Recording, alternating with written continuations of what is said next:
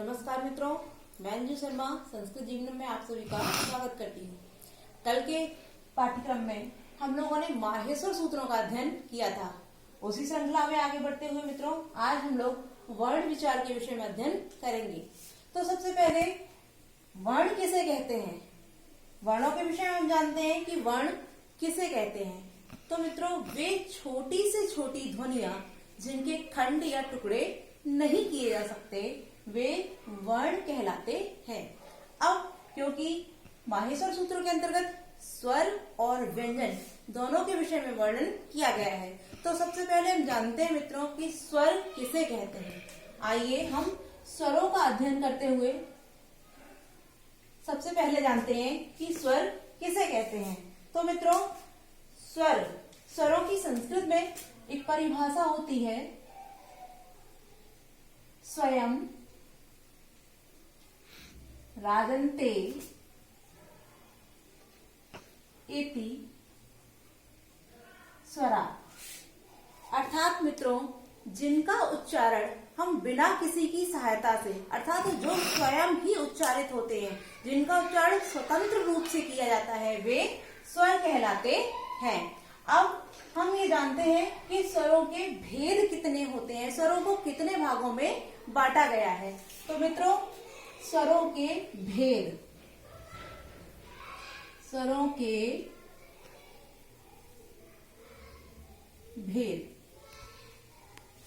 जैसा कि हम लोग जानते हैं स्वरों के मुख्य तीन भेद माने गए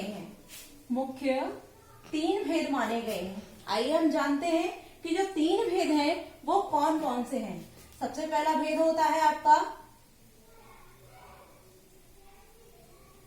ह्रस्व स्वर। ह्रस्व स्वर कौन से होते हैं? तो ह्रस्व स्वर वे स्वर होते हैं जिनके उच्चारण में हम एक मात्रा का समय लेते हैं, अर्थात जिन स्वरों को उच्चारित करने में एक मात्रा का समय लगता है उन स्वरों को हम ह्रस्व स्वर कहते हैं। आइए हम देखते हैं हमारे ह्रस्व स्वर कौन कौन से हैं। जैसे अ, हमारे ह्रस्व स्वरों की संख्या संस्कृत में 5 मानी गई है। हम ह्रस्व स्वरों को ही मूल स्वरों के नाम से भी जानते हैं। जो हमारे ह्रस्व स्वर हैं इनकी संख्या 5 है तथा इन्हें हम मूल स्वर भी कहते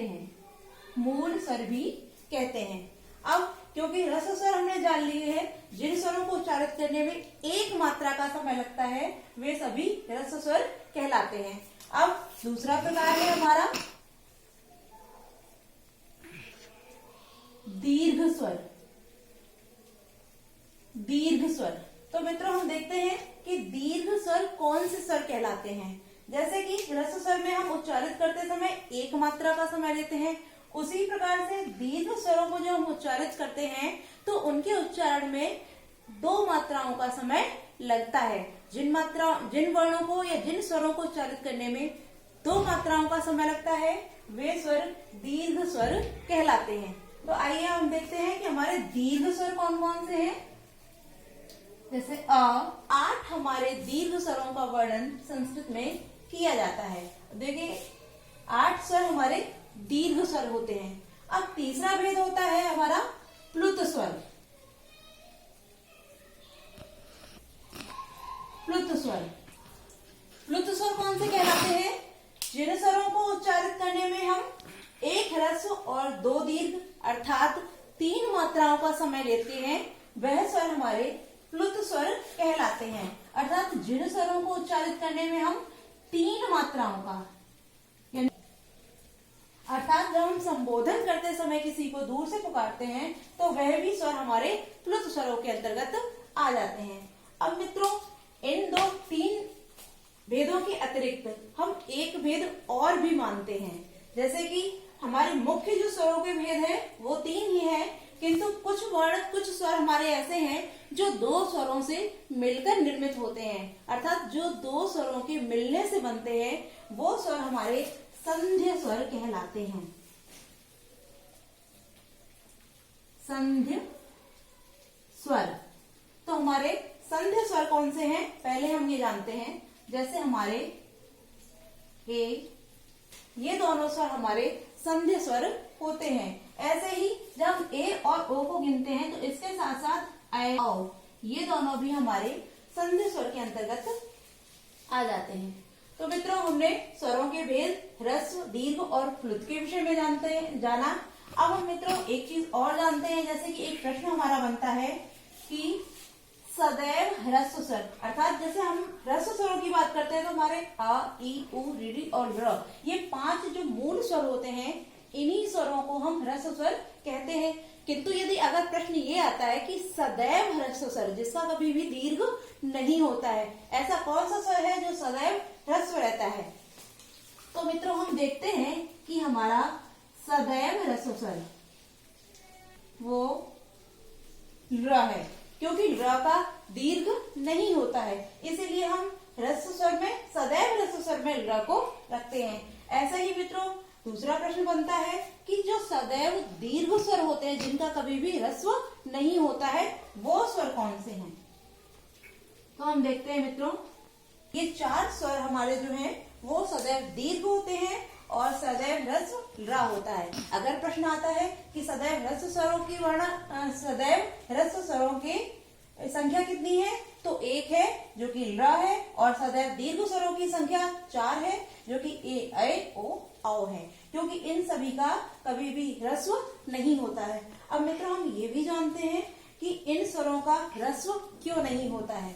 तो आइए मित्रों हम देखते हैं, जैसे हम ए की बात करते हैं तो हमारा अ प्लस ई, इन दोनों को मिलाने से हमारा ए बनता है।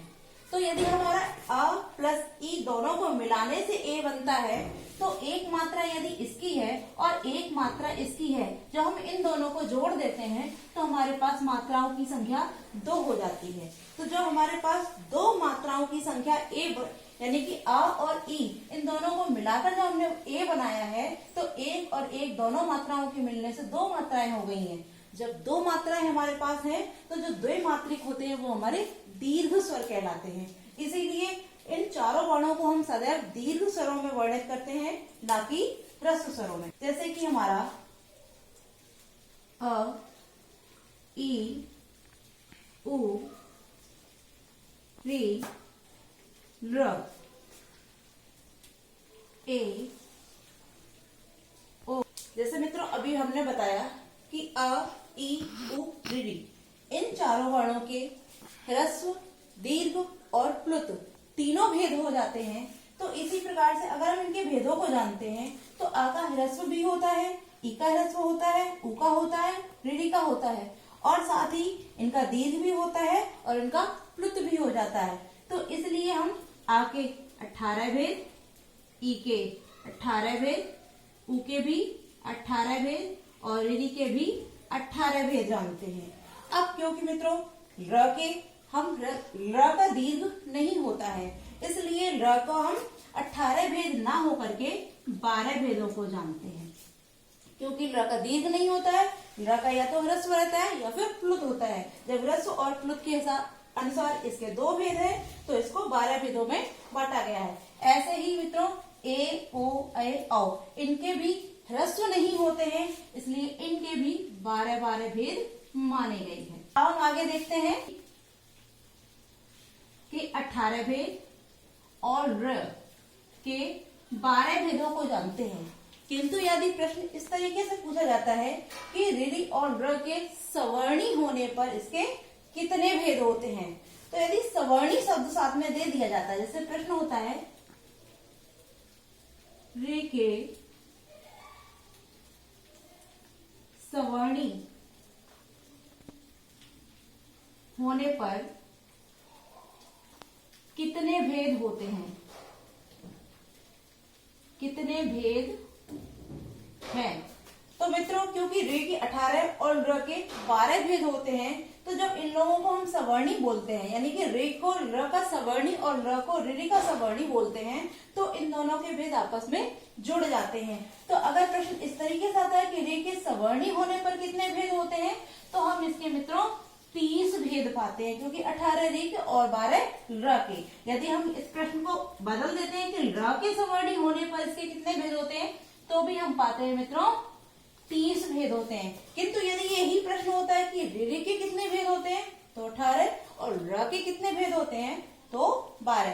किंतु यदि हम सवर्णी होकर पूछते हैं कि ऋ के सवर्णी होने पर इसके कितने भेद हैं तो 18 ऋ के और 12 ऋ के अर्थात 30, और र के सवर्णी होने पर पूछते हैं तो 18 ऋ के और र के 12 तो अर्थात 30। यानी कि ऋ और र के सवर्णी होने पर यदि प्रश्नों के विषय में पूछते हैं तो हम इसके 30 भेद पाते हैं। चलिए मित्रों, तो हमने स्वरों के विषय में अध्ययन किया। अब हम जानते हैं इसके व्यंजनों के विषय में। अब हम व्यंजन के विषय में अध्ययन करते हैं। तो देखते हैं कि व्यंजन क्या होते हैं। वे शब्द जिनको हम स्वरों की सहायता से उच्चारित करते हैं। जैसे कि स्वरों के विषय में हमने बात की तो जिनका उच्चारण स्वतंत्र रूप से किया जाता है स्वर कहलाते हैं। किंतु यदि हम व्यंजनों के विषय में जानते हैं तो वे ध्वनियां जिनका उच्चारण हम स्वरों की सहायता से करते हैं वे व्यंजन कहलाते हैं। अब मित्रों, व्यंजन के भेद कितने हैं तो इसके लिए एक शब्द कहा गया है व्यंजनम त्रिधा, अर्थात व्यंजनम त्रिधा कहकर व्यंजनों को 3 भागों में बांट दिया गया है। तो आइए जानते हैं हम कि इसके मित्रों स्पर्श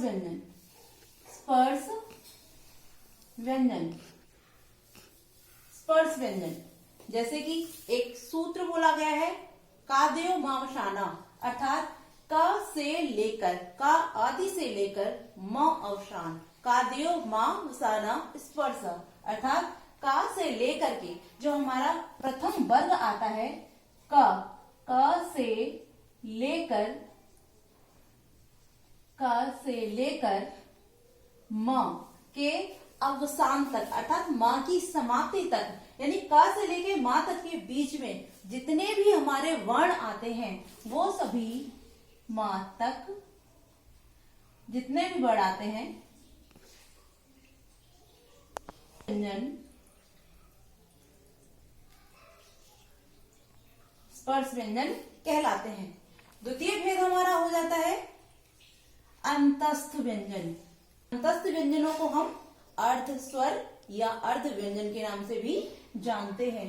तो अर्ध व्यंजन या अर्ध स्वर जैसे कि एक बोला गया है यड़ो अंतस्था, अर्थात यड़ प्रत्याहार के अंतर्गत जो वर्ण आते हैं उन वर्णों को हम अंतस्थ वर्ण कहते हैं। अब यड़ प्रत्याहार में हमारे कौन कौन से वर्ण आते हैं जैसे कि य व र ला, ये हमारे 4 वर्ण जो यड़ प्रत्याहार के अंतर्गत आते हैं ये हमारे अंतस्थ वर्ण कहलाते हैं। और स्पर्श व्यंजनों की यदि हम संख्या देखते हैं तो स्पर्श व्यंजनों की संख्या हमारी 25 होती है, वैसे ही अंतस्थ व्यंजनों की संख्या हमारी 4 होती है।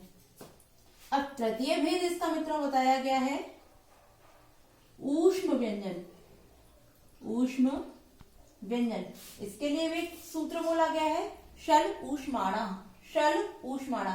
जैसे ही यहाँ अंतस्थ व्यंजनों को बताने के लिए यड़ो अंतस्थ बोला गया था, अर्थात यड़ प्रत्याहार के विषय में वर्णन किया गया था, वैसे ही ऊष्म व्यंजनों को हम सल प्रत्याहार के अंतर्गत जानते हैं। तो मित्रों, सल प्रत्याहार के अंतर्गत हमारे कौन कौन से वर्ण आते हैं आइए देखते हैं।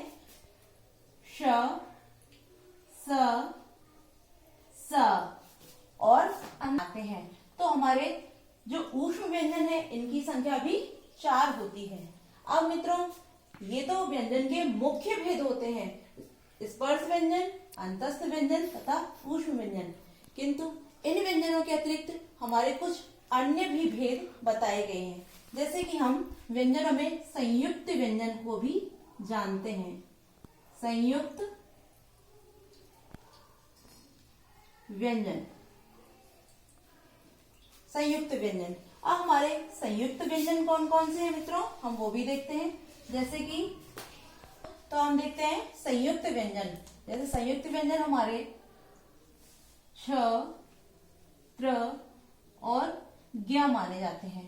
तो ये छ, त्र, ज्ञ ये जो बनते हैं वो 2 व्यंजनों के मिलने से बनते हैं, इसीलिए हम इन व्यंजनों को संयुक्त व्यंजन जानते हैं। अब छ की बात करते हैं तो हमारा जो छ बनता है वो क धन सा इसके मिलने से छ बनता है त्र, तो त प्लस र, और जो ज्ञ है वो ज प्लस व, अर्थात छ का और श, त्र ता और र, ज्ञ ज और व, इनके मिलने से हमारे संयुक्त व्यंजन बनते हैं। किंतु यदि हम ये पूछते हैं कि व्यंजनों के भेद कितने होते हैं, तो व्यंजनों के कुल 3 ही भेद होते हैं, स्पर्श व्यंजन, अंतस्थ व्यंजन और ऊष्म व्यंजन।